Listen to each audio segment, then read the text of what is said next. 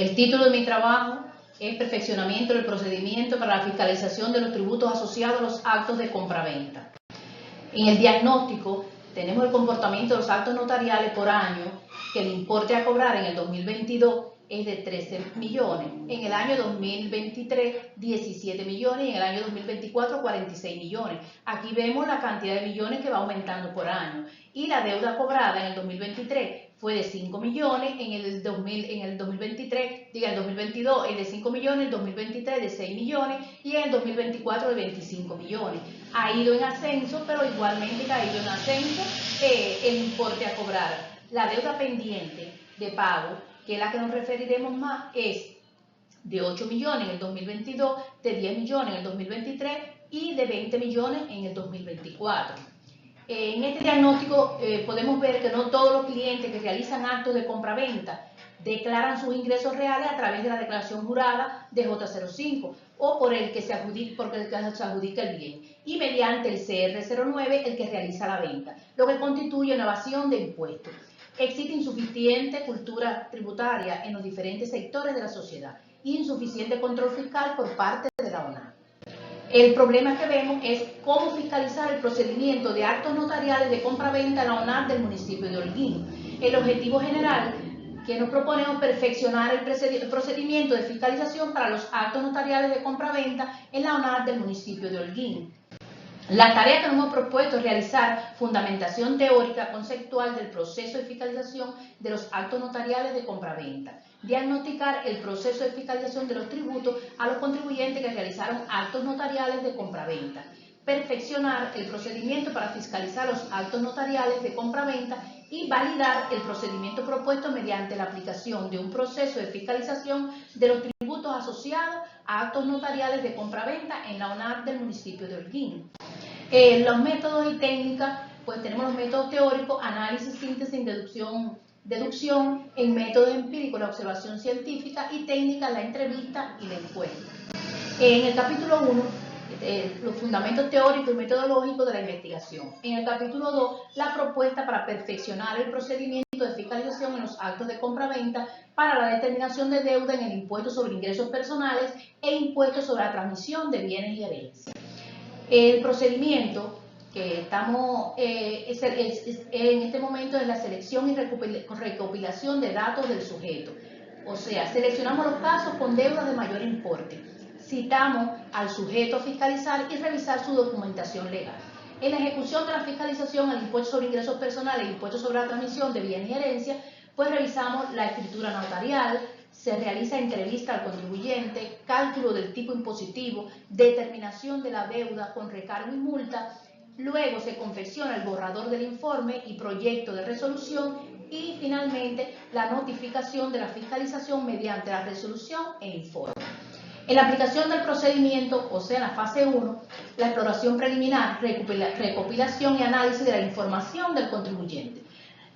Como primero, recepcionamos la certificación de la obligación del acto de compraventa y su declaración jurada si se hubiera entregado en la ONAR del municipio. Emitir la orden de trabajo, que ya sería por parte de fiscalización, que aprueba la ejecución de la fiscalización de buró. El jefe de grupo de los fiscalizadores actuantes ocupa mediante acta documentos de trabajo. Así como en el acto notarial que se realizó, se va a analizar la fecha del acto, domicilio fiscal y teléfono. Papel de trabajo que vamos a realizar con que se relacionan los pagos efectuados según los registrados en el sistema GES. Para la aplicación del procedimiento, hemos cogido que en el tributo 053-032 en diciembre del 2024, el caso que escogimos tiene un importe que debió de aportar por este párrafo de 12.750 pesos, y en la parte de bienes herencia, como es entre las dos partes, pues bueno, 12.750 también. Fecha de pago no existía, puesto de que no se pagó ningún importe por estos dos tributos. Se evidenció que no existen pagos por este acto notarial de compraventa, por lo que se seleccionó para la fiscalización. La revisión de la escritura notarial, al revisar, vemos que el valor legal del acto notarial de compraventa que se realizara el 9 de diciembre de 2024, el importe que el contribuyente, en este caso vendedor de la vivienda, declaró fueron 318.750 pesos. Y el importe, según lo que estamos viendo, la fiscalización es de 318.750. En este momento no vemos diferencia entre el valor legal por el acto notarial y el valor legal por parte de la fiscalización de los papeles que estamos revisando. En la entrevista al contribuyente, el importe según el contribuyente antes de la entrevista son lo que ya habíamos visto, los 318.750. Pero con las técnicas que nosotros aplicamos al contribuyente, pues después de esta entrevista, el contribuyente manifiesta que realmente la vivienda fue vendida por 1.600.000 pesos. Vemos entonces que el valor real determinado con el que vamos a trabajar la fiscalización sería con 1.600.000 pesos. El cálculo del tipo impositivo, o sea, vamos a calcular el impuesto sobre ingresos personales eventuales para la base imponible, vamos el 4%, como está establecido, el importe aportado, en este caso no aportó, pues bueno, la deuda total serían 64.000 pesos. En el caso del comprador, que es el que tiene que tributar por el impuesto sobre transmisión de bienes y herencia, pues igualmente va a ser por 1.600.000 pesos. Y del tipo impositivo, el 4%, que es el mismo, pues serían 64.000 pesos. Quiere decir que esta misma va a ser la deuda total. A la aplicación del procedimiento, pues bueno, vamos a determinar la deuda por concepto de impuestos sobre ingresos personales e impuestos sobre transmisión de bienes y herencia y el cálculo del recargo por mora y la multa. En diciembre de 2024, pues bueno, vamos a determinar los 64.000 pesos, que fue la diferencia que nos dio en el acto notarial. Y la fecha de vencimiento, o sea, el acto debió ser pagado el mismo 9 de diciembre de 2024. Como no se pagó, pues bueno, la deuda total que nos queda son los mismos 64.000 pesos. Para la aplicación del procedimiento, o sea, el cálculo de la multa fiscal, pues vamos a coger el principal dejado de pagar, que son los 64.000 pesos, le vamos a hallar un recargo por mora, y este recargo por mora que hemos calculado es de 4.224 pesos. El principal y el recargo por mora van a ser 68.224 y se aplica una multa fiscal por incumplimiento de la obligación principal de dejar de pagar dentro de los plazos y condiciones establecidas la totalidad o parte de la deuda tributaria, una multa porcentual de un 10%, según el artículo 118, inciso A del decreto 308. En este caso son 6.822.40. Esa va a ser la multa a aplicar definitivamente. En el resumen de la deuda determinada, en este caso vamos a determinar dos deudas, porque la deuda del vendedor va a ser la del impuesto sobre ingresos personales por el párrafo 053.032 el mes de diciembre del 2024 por los 64.000 pesos con su recargo por mora para un total de 68.224. Ahí lo que en la tabla lo que se puede ver es el desglose ya del principal, del recargo y de la multa aplicada. En el resumen de la deuda determinada al comprador va a ser igualmente a la del vendedor, porque en este caso ya se le determina también al comprador y al vendedor la misma deuda, quiere decir 68.224 y con la multa, con el recargo por mora y la multa, pues bueno, ya va a ser una deuda total de 75.046 pesos con 40 centavos. Nosotros pues vamos a identificar la cuantificación de los daños y perjuicios causados al patrimonio público. Bueno, en este caso, el total de los daños económicos es por 64.000, que es el principal determinado. ¿Qué quiere decir? Que el recargo y la multa, esta sanción, son afectaciones para el contribuyente, no así para el presupuesto del Estado, que en su momento debieron de pagar los 64.000 pesos. Bueno, como conclusiones, con el perfeccionamiento del procedimiento de fiscalización y los elementos teóricos de la investigación denota la necesidad de que se contribuya a incrementar la gestión de cobro de los impuestos asociados a los actos notariales de compraventa. El diagnóstico realizado demuestra que los principales problemas que inciden en los incumplimientos de los impuestos asociados a los actos notariales están vinculados con la deficiente actuación que realiza la ONAC y los bajos importes de las multas que se aplican.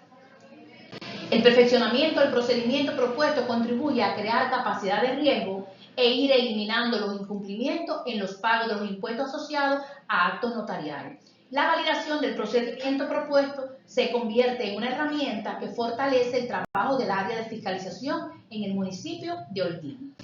Como recomendaciones, tenemos extender la propuesta a otros municipios y provincias del país para reducir los incumplimientos tributarios en los impuestos asociados a los actos notariales. Así, enriquecer el perfeccionamiento del procedimiento propuesto con otras acciones que permitan alcanzar resultados para evitar el incumplimiento tributario. Proponer que se estudie la actualización de la normativa vigente que grava los actos notariales, lo que reduce el nivel de gestión de la administración tributaria.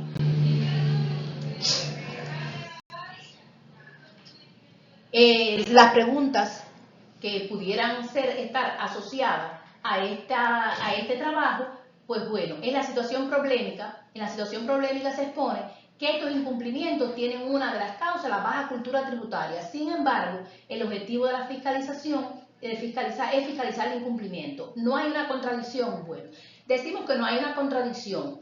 ¿Por qué? Porque ya se dice ahí que es una de las causas, pero son varias las causas por las cuales los contribuyentes, en estos casos, estos pagos eventuales, no hacen el aporte o no lo hacen en la cuantía establecida.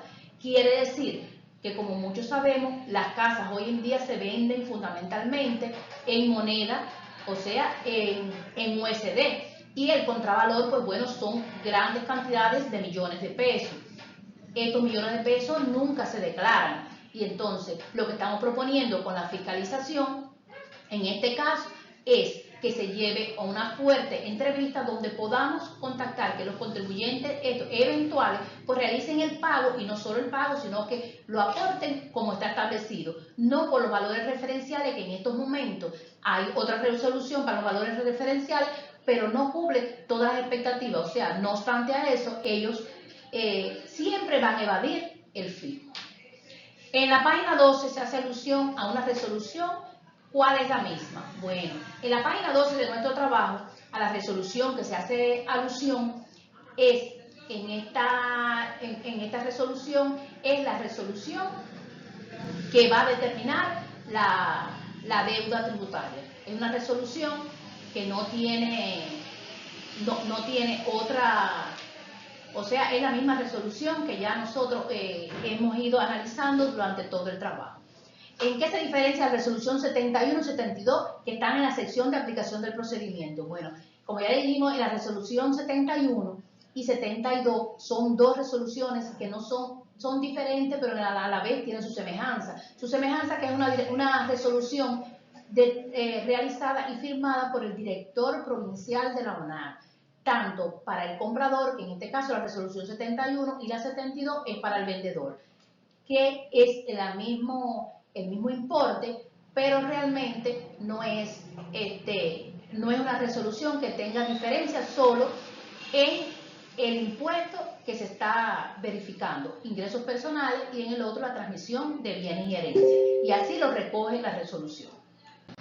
En el procedimiento propuesto no incluye casos de contribuyentes del tipo impositivo del 8%. ¿Por qué?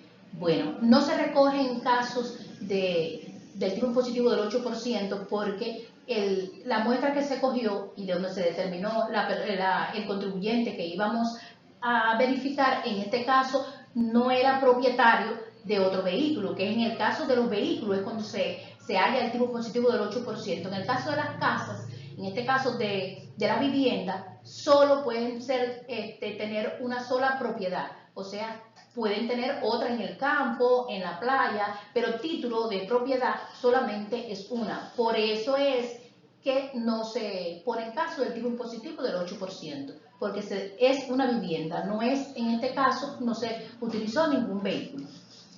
La otra, el modelo de declaración jurada está en el trabajo. ¿A qué parte de la estructura del trabajo pertenece? Bueno, esta declaración jurada, y así como mismo está en el trabajo, está después de la resolución 72. Esa resolución 72 es para el comprador de la vivienda, que el comprador, el que se adjudica el bien, es el que lleva el modelo de declaración jurada que debe ser entregado en la ONAR en cuanto se hace el acto notarial.